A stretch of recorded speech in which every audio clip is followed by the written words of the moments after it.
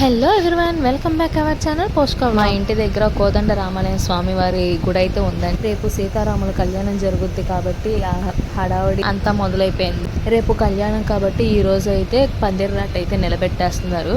First అయితే మనం వినాయకుడి పూజతో అయితే మొదలెట్టాలి కాబట్టి వినాయకుడికి అయితే పూజ అయితే చేసి పందిర్రాట ఎందులో అయితే నిలబెడతామో అందులో అక్షింతలు అవన్నీ వేసి పూజ అయితే చేసేసామండి.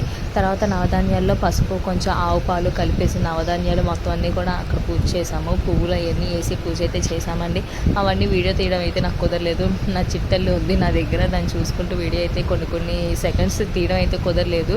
ఇంకా చాలా అయితే ప్రాసెస్ ఉంది.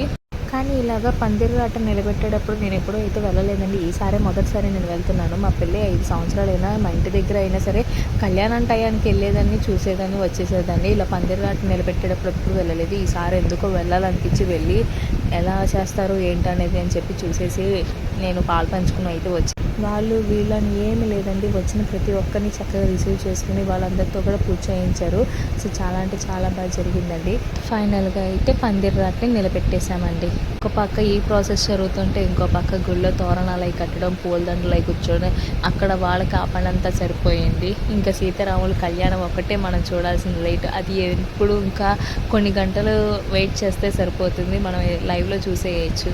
Thanks for watching.